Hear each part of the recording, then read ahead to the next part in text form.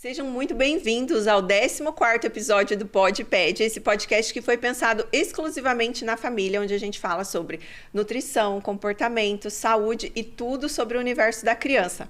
Hoje a minha convidada é a doutora Lázara Maciel, ela é oftalmopediatra e é uma honra tê-la aqui conosco.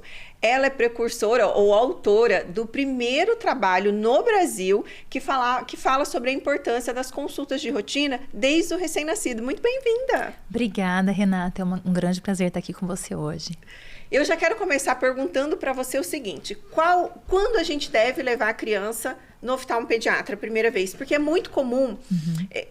Eu já faço isso, né, desde sempre, mas é muito comum a mãe que chega comigo na primeira consulta de uma criança maior, de 6, 7 anos, e eu falo assim, quando foi a última vez que levou no oftalmo? Ai, doutora, eu nunca levei. E essa é uma orientação minha, né, então eu quero que você fale aqui pra gente, porque vai no primeiro ano de vida e depois sempre oriento todos os anos, né, faz parte da minha rotina. Mas quando a mãe deve levar na primeira consulta e com qual frequência? Então, Renata, a primeira consulta já deve ser feita nos primeiros 6 meses de vida. Uma consulta no consultório com o oftalmologista. E alguns pais, eles confundem um pouquinho o teste do olhinho, que é realizado na maternidade, com essa primeira consulta. Então, o teste do olhinho é feito lá na maternidade, vocês fazem muito bem, e ele é feito sem dilatação pupilar, que é aquele primeiro exame de triagem, para ver se não tem nada que chama muita atenção, que já indicaria uma consulta mais de urgência para esse recém-nascido. Mas você é uma pessoa que faz isso muito bem, você avalia o teu bebezinho e você já pede para ele fazer a primeira consulta nos primeiros 6 meses. Por quê? O primeiro ano de vida do bebê, ele é muito dinâmico. Várias alterações acontecem para que tenha um desenvolvimento perfeito do sistema visual. Então, a primeira consulta até os 6 meses de idade. E depois? Dependendo dos resultados da avaliação, eu sempre recomendo a primeira consulta com 6 meses. Geralmente eu faço a segunda consulta ainda no primeiro aninho de vida, porque esse primeiro ano é realmente muito dinâmico, podem aparecer algumas alterações. E depois a frequência é uma vez por ano até essa criança completar 7 anos. E por que isso é importante? Que eu vejo que os pais ficam um pouquinho apreensivos quando eles chegam no consultório, né, com o bebezinho no colo, e falam, o que eu vim fazer no consultório de uma oftalmologista com um bebê que não fala?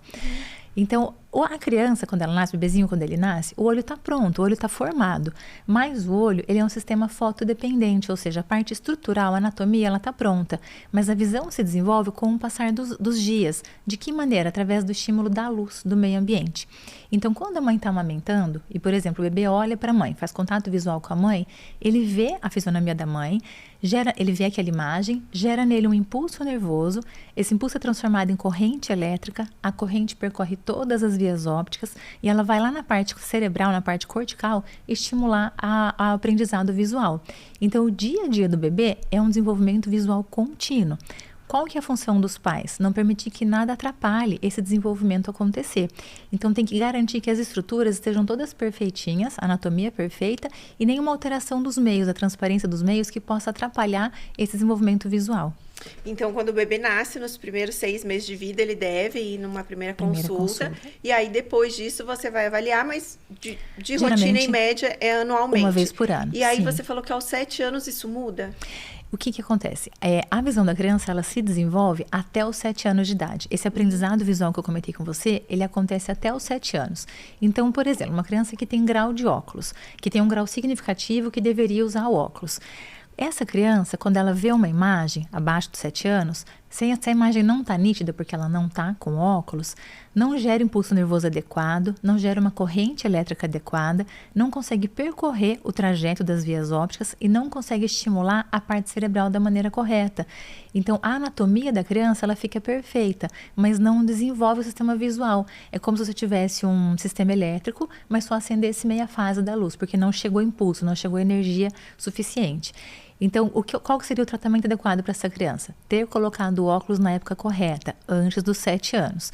Com 7 anos se encerra o desenvolvimento visual da criança. Então, o que a criança não conseguiu desenvolver da visão antes dos 7 anos, dificilmente ela consegue recuperar isso depois. Então, por isso é tão importante essa fase. E daí, depois dos 7 anos, a frequência se mantém anual? Se mantém anual. Porque a criança geralmente não reclama. Criança, por exemplo, a criança está na escola. Se ela está com dificuldade para enxergar, ela não fala assim, mãe, tá difícil. O que a criança faz? Ela levanta da carteira e vai pertinho do quadro. Ela olha no caderninho do amigo. Então, para a criança, o mundo dela está normal. Primeiro que eles não têm muita exigência de distância, né? O mundo da criança, geralmente, ele é menor. menor. E até porque ela não tem outra referência, né? Nenhuma, ela não tem parâmetro de comparação. Ah, tá embaçado, deve ser normal, tá embaçado, né? Então, a gente tem que estar sempre investigando para ver se tá tudo bem. Tá. E aí, tem alguma coisa que faça essa criança ir em consultas mais frequentes? Alguma coisa que deve chamar a atenção dos pais? Como, por exemplo, o pai ou a mãe tinha certa patologia ou algo assim? Ah, tem sim. Então, por exemplo, filhos de pais míopes. Eu peço uma frequência um pouco maior. Dependendo dos achados de exame na consulta, eu peço uma frequência semestral. Por quê? Antigamente, você diagnosticava miopia e não tinha muito o que fazer. Você prescrevia um óculos ou uma lente de contato e você só acompanhava aquele crescimento da miopia. Hoje em dia, existem maneiras de você não deixar a miopia evoluir. Então, você tem maneiras de você não deixar aparecer a miopia, que são medidas ambientais, que eu já vou falar para você, e tem a maneira de você não deixar evoluir caso apareça realmente um grau de miopia para essa criança. Então, quando um dos pais tem miopia, aumentem 6 vezes a chance da criança ter miopia também. E quando os 2 pais têm, aumentem 12 vezes. Então, essa criança tem um risco maior. Gente, a minha filha faz parte desse 12 vezes. Eu era praticamente cega, eu falo assim, que quando eu... E para mim, como era um tempo mais antigo, mais atrasado, assim, gente, eu tenho mais de 40, né? Então, vocês imaginam. A primeira vez que eu vi de forma nítida, eu falei, gente, como assim? Eu tinha 8,5. Eu falei, gente, eu não enxergo nada. E aí, eu lembro que eu me olhava no espelho, e aí, às vezes, não tá tão bom assim. Daí, eu dava uma afastadinha, eu falei, sim, tá bom. Olha só.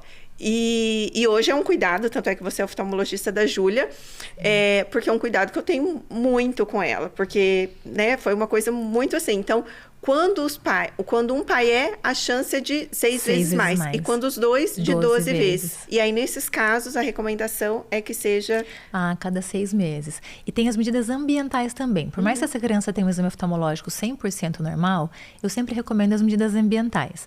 Então, quais são, assim, medidas ambientais são extremamente importantes para essas crianças, para todas as crianças, mas, assim, obrigatórias para os filhos de pais míopes. Primeiro, você tem que regular o número de horas de atividade para perto das crianças. Quando a gente fala em atividade para perto, não são só as telas. Celular, tablet, não é isso. Porque às vezes fala assim, não, mas meu filho não usa celular. Mas ele fica montando Lego 2 horas seguidas no quarto. Minha filha fica fazendo pulseirinha 3 horas seguidas no quarto. Então, ela está fazendo atividade para perto. Toda atividade para perto, ela induz um risco maior para miopia. Então, o que é o recomendado? Para as crianças abaixo de 5 anos, não ultrapassar 1 hora por dia. Para as crianças entre 5 a 10 anos, não ultrapassar 2 horas por dia. E isso, a gente fala somando tudo, não é assim 2 horas de cada atividade para perto. Somando tudo, não pode ultrapassar esse período.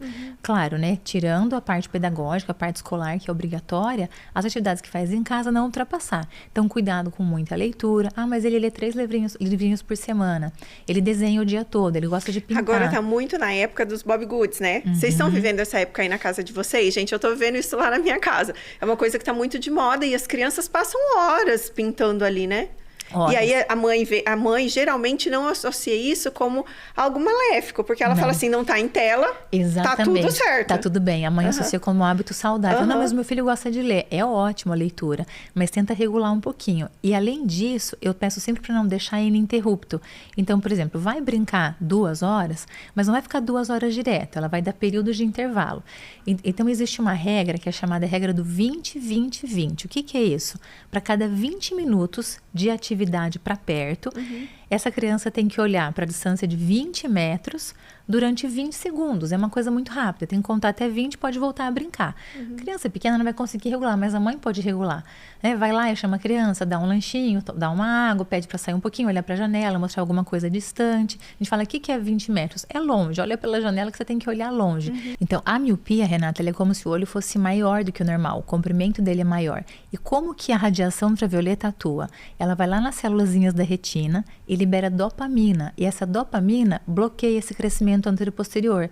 Então, dessa forma, ela consegue segurar e não deixar, muitas vezes, aparecer a miopia e também consegue segurar para não progredir se essa miopia já se instalou.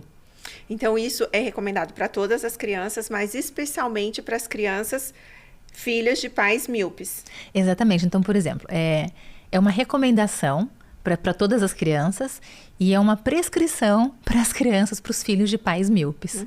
Porque os números, a gente sabe que eles, assim, estão absurdos. A previsão é que em 2030 a gente tenha 3,4 bilhões de pessoas míopes no mundo. É um número assustador, né? É um número assustador. E se a gente colocar isso em termos de financeiros mesmo, você sabe que uma pessoa míope, ela é menos produtiva. Então, por exemplo, se uma criança tiver 1 grau de miopia, 1,5, ela não consegue ver daqui até o final da mesa.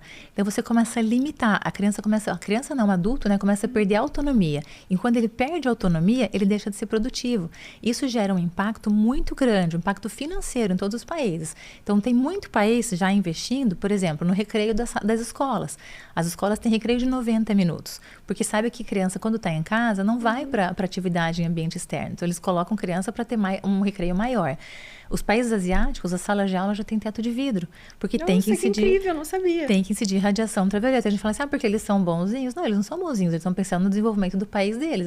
Eles querem adultos que sejam extremamente produtivos. Isso é uma coisa que eu falo muito nas consultas, é que o que acontece na infância não fica apenas na infância. Isso eu acredito que vale para tudo, porque às vezes a gente fica pensando assim, na consulta com a pediatra, pesar, medir, para mim isso é uma coisa tão ultrapassada, porque vai tão além essas orientações, o impacto que vai ter no futuro dessa criança, se vai ser uma criança bem-sucedida, um adulto bem-sucedido ou não, se vai ter uma maior chance de doença ou não, depende do quão bem feito nós fizemos o nosso trabalho agora, né? Com certeza. E às vezes eu percebo assim, que os pais têm muita preocupação, mas não quer que aumente o grau porque vai usar um óculos fundo de garrafa? De forma alguma. Essa é a menor preocupação que a gente tem. Por que a gente é tão preocupado em não deixar aumentar grau se essa miopia já se instalou?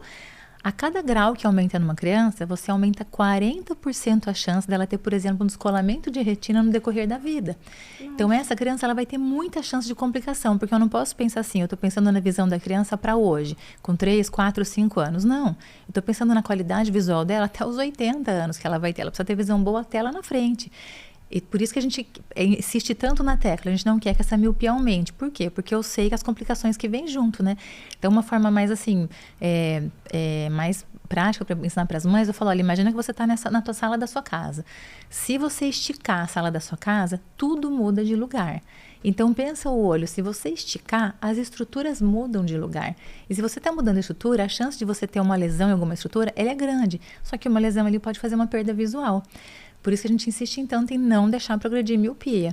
E uma outra coisa também que eu acho extremamente relevante a gente falar sobre isso, é que muitas vezes os pais levam numa consulta e digamos que não seja feito, por exemplo, uma dilatação de pupila.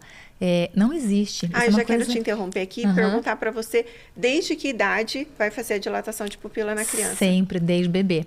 Não existe consulta oftalmológica sem dilatação de pupila. Não tem como. Essa é uma rotina sua?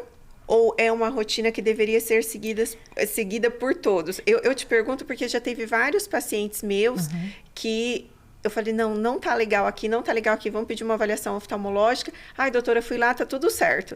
E eu já cheguei até com uma paciente que eu encaminhei para você, eu lembro muito nitidamente, a criança estava estrábica. E aí a mãe, não, doutora, eu levei, tá tudo certo, mas não tá tudo certo, esse olhinho dela não tá ok. E aí foi para você e a gente tinha 3,5. Como muda isso de um profissional para outro? Explica um pouquinho para gente. Na verdade, não deveria mudar. Isso não é uma recomendação minha, é uma recomendação científica. A criança, ela tem um sistema chamado de tolerância acomodativa. A tolerância acomodativa da criança ela é muito alta. O que isso quer dizer? Trocando em miúdos. Às vezes a criança tem 5, 6, 7 graus e se você não dilatar a pupila não aparece nada. Você faz exame e não tem nada. Fala, nossa, o grau está zerado. A hora que você pinga o colírio para dilatar, você tira o mecanismo dela de compensação natural e aí sim vai aparecer o que ela realmente tem. E ali aparece 5, 6, 7 graus. Além disso, eu preciso ver a retina dessa criança. Então, como que você vai olhar, por exemplo, dentro de uma casa se você não abre a janelinha? Eu tenho que ver, então eu preciso dilatar. Isso é um recado, assim, extremamente importante. Isso eu queria deixar um recado muito importante para as mamães.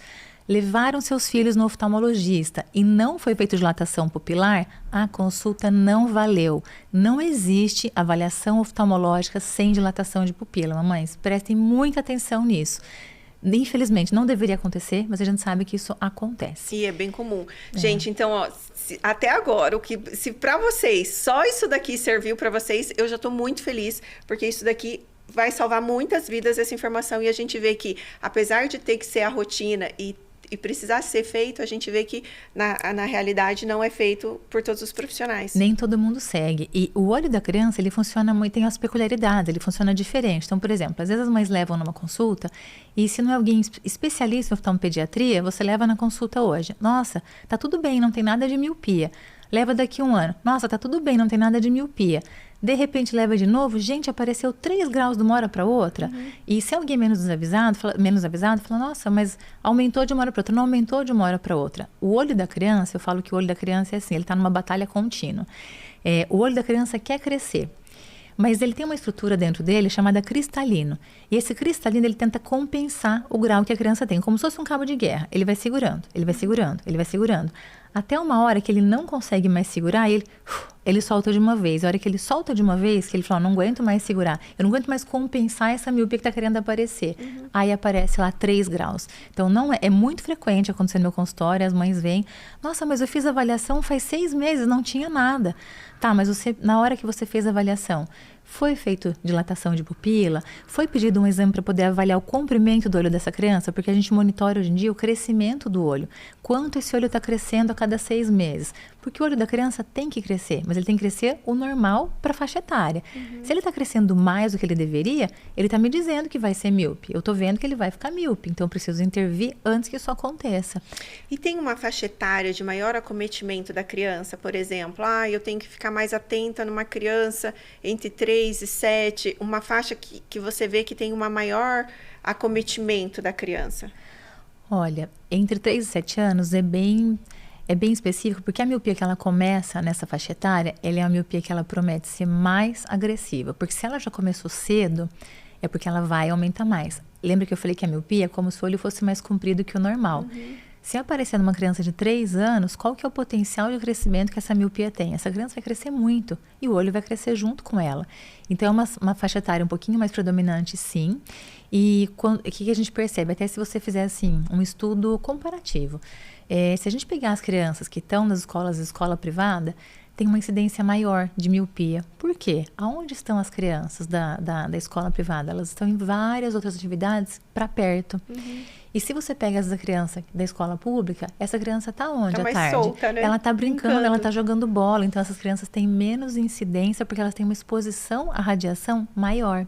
É o que eu falo da balança, né? As mães chegam e falam, fica fazendo pulseirinha 3 horas e não está fazendo nada de atividade na exposição à radiação ultravioleta. Eu faço só assim para elas, né? Eu falo, a balança tá assim, você precisa equilibrar. Ou aumenta a exposição à radiação ultravioleta, diminui a incidência de atividade para perto, tudo tem que ter um equilíbrio. Mas tem uma incidência um pouco maior, sim. E depois, quando as crianças ficam maiores, assim, acima dos 10 anos, a exposição, porque daí vem os outros atrativos, né? Aí que entram as telas portáteis, atividades, joguinhos, videogame, computador. Então, você vê que a incidência é maior porque as atividades para perto também aumentam. E a gente também, né?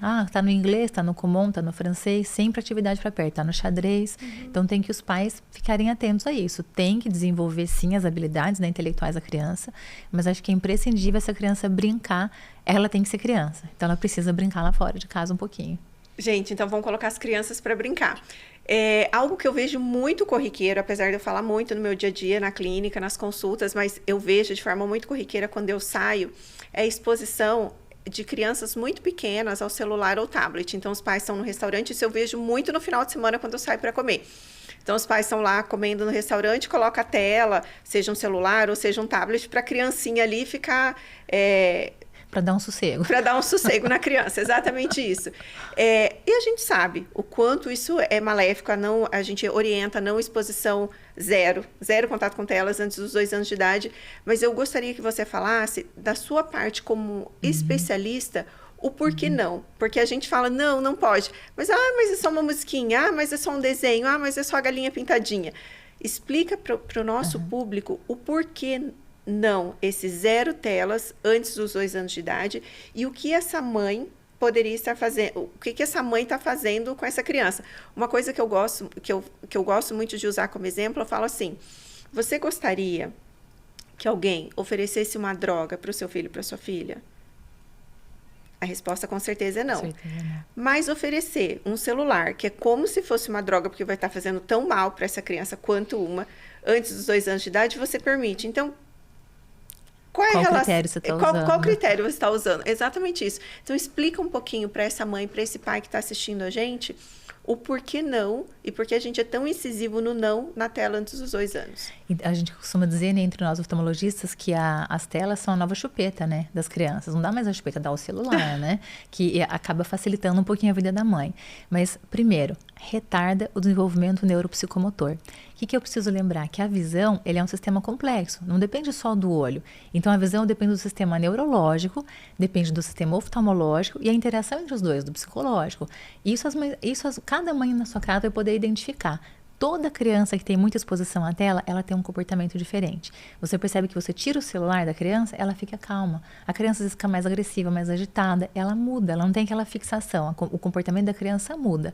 Então a gente pede para não expor e o sistema visual ele não está completamente formado. Então você está expondo a criança a uma quantidade enorme de estímulo e também a radiação da luz azul. Então a luz azul ela vai aonde? Nas célulazinhas da retina. Tem criança que às vezes ela tem a mesma rotina de exposição do que um adulto que trabalha 8 horas por dia na frente do computador. Mas o adulto ele é obrigado a fazer isso, é a rotina dele, ele já tem um sistema o sistema dele está maduro. O da criança não. E tem criancinha que está lá, que a mãe ainda fala, eu coloquei ele no chiqueirinho, né, no bebê conforto. Fica umas 3 horas ali quietinho. Então, o filho não foi feito para ficar ali quietinho. A criança dá trabalho, é normal. E é o papel das mães e dos pais cuidarem. Eles podem alternar. Enquanto você vai jantar, eu vou cuidar um pouquinho. Depois você cuida um pouquinho para eu poder jantar tranquilo. E faz parte, né, da maternidade, da paternidade. Não tem como a gente...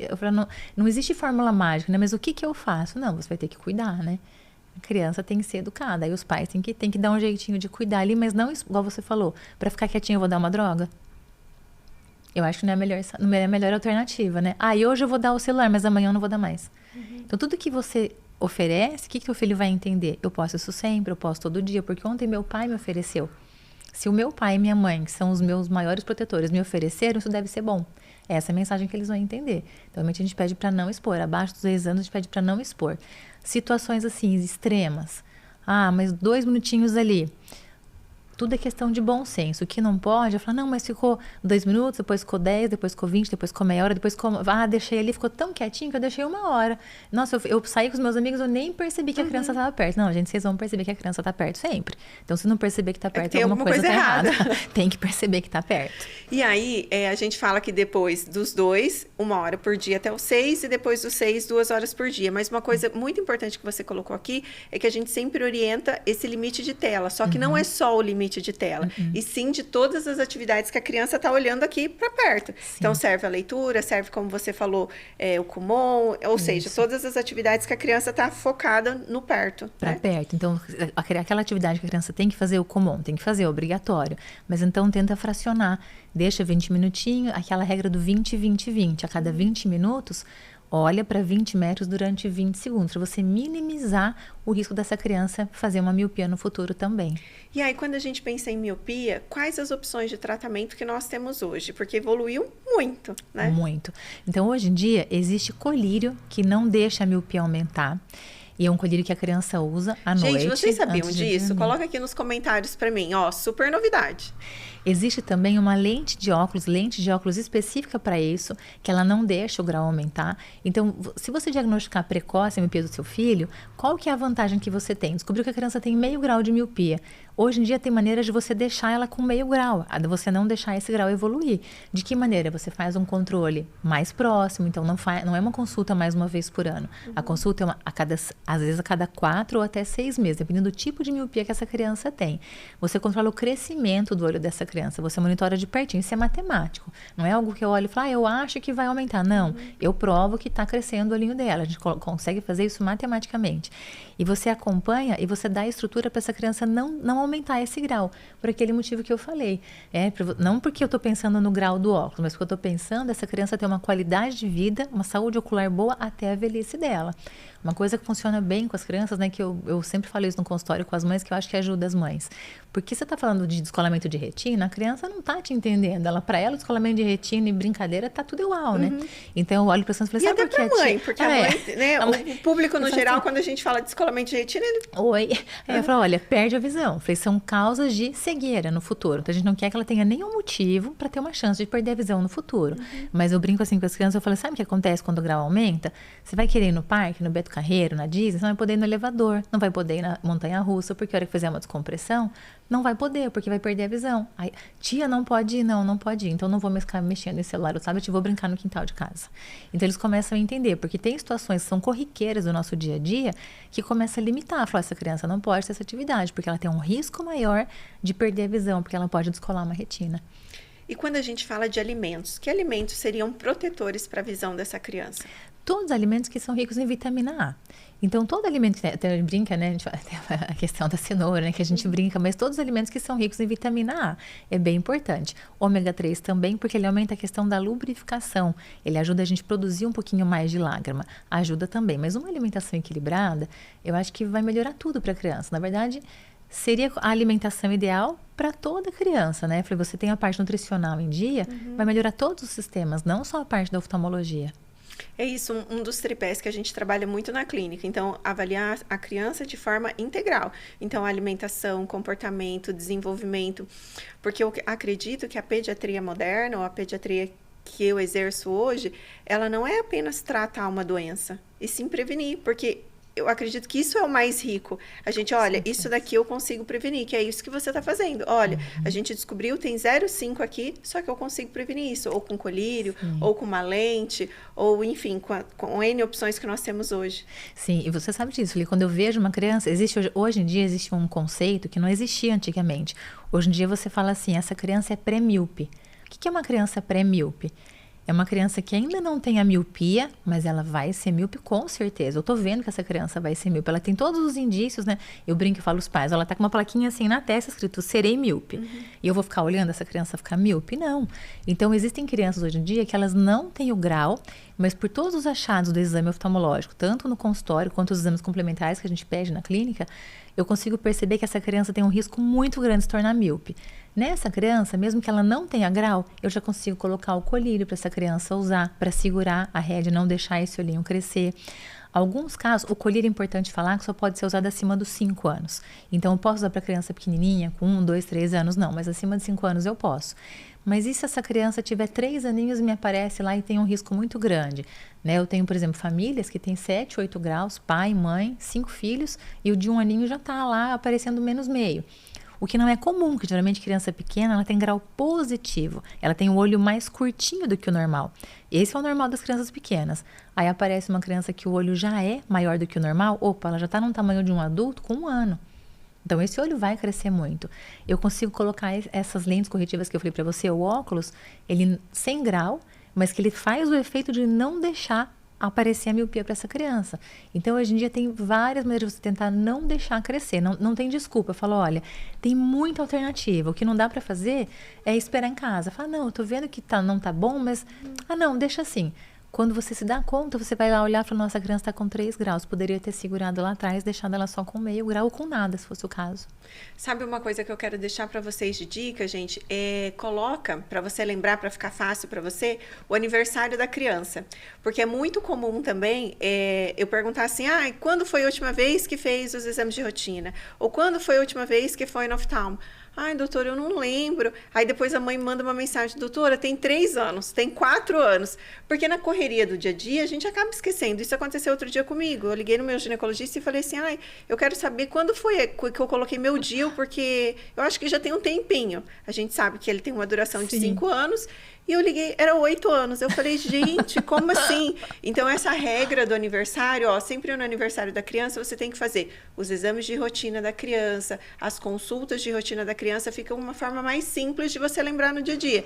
Porque no dia a dia a gente, nossa, parece que foi ontem, parece que foi, tem um tempinho. E quando a gente vai ver, já tem um bom tempo. Geralmente, quando a gente pergunta assim, quando foi a última consulta? E se falar que é 1 ano, eu já falo para elas, eu falei, pode saber que já foi 3. Que, assim, a percepção que a gente tem é sempre menor. A gente acha que passou 1 ano, 2, não, já passou bem mais. E agora, com a modernidade do dia a dia, parece que cada vez mais, né? Porque acontecem tantas coisas e a gente é cheio de tantas informações que parece que faz muito tempo. É muito compromisso, porque eu fico pensando, já, a gente sabe que a rotina das mães não é fácil, porque ali, a consulta com a gente ali é uma parte do universo inteiro que ela tem para cuidar.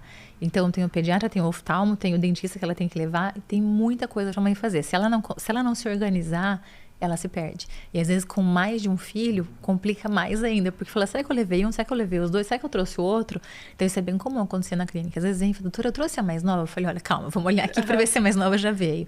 Mas isso é bem comum acontecer. As mães precisam deixar registros. Igual você falou, a dica do aniversário é muito importante. Fala, olha, tá fazendo 4 anos. Ele veio esse ano, então vamos colocar o check-up dele em ordem.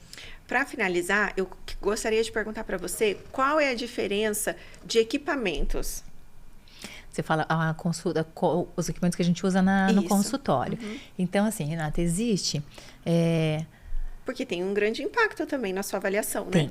Tem muito. Então, até eu comento com as meninas, às vezes, que você fala assim, existem equipamentos de precisão cirúrgica e equipamentos que não são de precisão cirúrgica. O que não é de precisão cirúrgica? É aquilo que não é 100% confiável. Você faria um procedimento cirúrgico baseado naquele resultado? Então, você precisa sempre procurar um profissional que ele tenha um arsenal mais apropriado. Então, por exemplo, como que vai levar uma criança para fazer uma consulta e não tem aquele teste que avalia a visão de criança não verbal? Porque muitas mães perguntam, como é que você vê se a criança enxerga? Bebê não fala? Então, existem os testezinhos para criança não verbal. Mas lá não tem no lugar que eu fui. Então, como é que avaliou? Não avaliou, não tem como. Não tem como a gente olhar para a criança e saber se está tudo certo ou não. Então, existe diferença de equipamento, sim. Sempre escolher os consultórios que são melhores equipados, né? Os equipamentos de qualidade, né? De precisão cirúrgica mesmo. E as mães perguntam, mas qual que é a regra? Com que idade as crianças passam? Na clínica eu costumo falar que a regra é a criança permitir. Então, a gente faz de uma maneira sempre lúdica, sempre brincando com a criança, que você não pode forçar a criança. Quanto mais à vontade a criança fica, mais ela colabora. E a criança vai deixando fazer. Então, faz a partir de 2 anos, 3 anos. Por exemplo, a medida da pressão ocular, a tonometria, a gente faz em criança com 2 anos. E só os colegas falam, gente, você faz tonometria em criança com 2 anos? Eu falei, faço. Tem criança com 1 ano e 9 meses que deixa fazer. Desde que você consiga, existe um limite? Não, eu não vou fazer porque a criança é pequenininha. Não. Então, não tem essa desculpa de não realizar porque a criança é pequena. Então, eu vou no limite da criança. E, às vezes, na primeira avaliação, eles não deixam fazer tudo, mas na segunda, eles já deixam. Porque eles têm receio. Eles chegam, tudo que é novo gera um pouquinho de receio. Vê que não oferece risco nenhum, eles deixam fazer. E essa parte, até você falou da importância dos equipamentos, é muito importante, principalmente nos bebezinhos.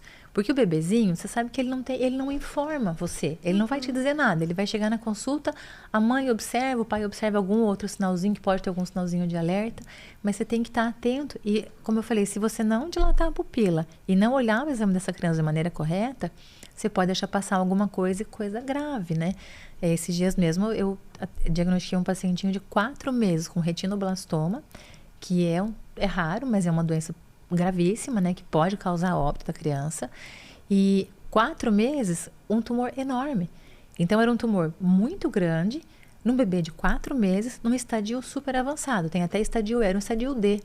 Então, quando que você imagina que um bebê de 4 meses vai poder ter um tumor avançado daquele tamanho e que estava a um passo de fazer metástase cerebral?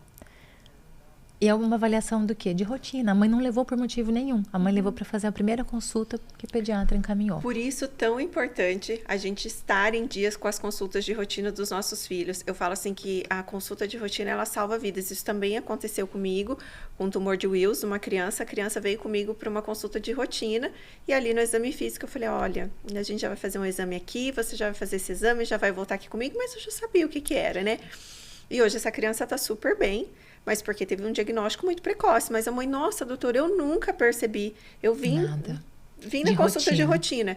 E aí, como é importante você escolher bem esse profissional que você vai levar o seu filho. Porque, por exemplo, eu sou de uma 3ª geração de pediatras da minha família. Mas você imagina, meu avô, meu pai, o que eles orientavam, o que eu aprendi com eles... não é mais a orientação que eu dou agora, porque se a gente não se mantém constantemente atualizado, em busca do que sempre há de melhor, se você aprendeu aquilo na faculdade e ficou com aquilo ali para sempre, é um sofrimento para o seu paciente. A gente vê que hoje isso cada vez é mais frequente com os profissionais, né? Com certeza. Na questão da miopia é muito comum. As mães veem, às vezes a maioria quando chegam, me procuram.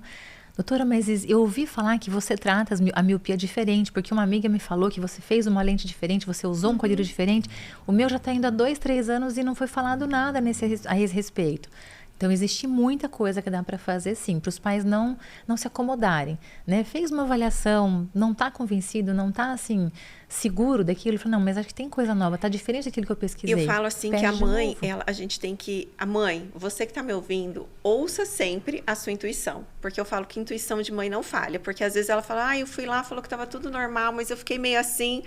E você vai ver, geralmente, essa mãe tem razão. Então, assim, não se contente com é normal, é só isso que dá para fazer. Vá em busca de alguém que você realmente sinta confiança, um profissional que esteja constantemente atualizado, porque isso pode fazer a diferença entre a saúde e a doença do seu filho. Ou pior, dele estar aqui ou dele não estar aqui amanhã.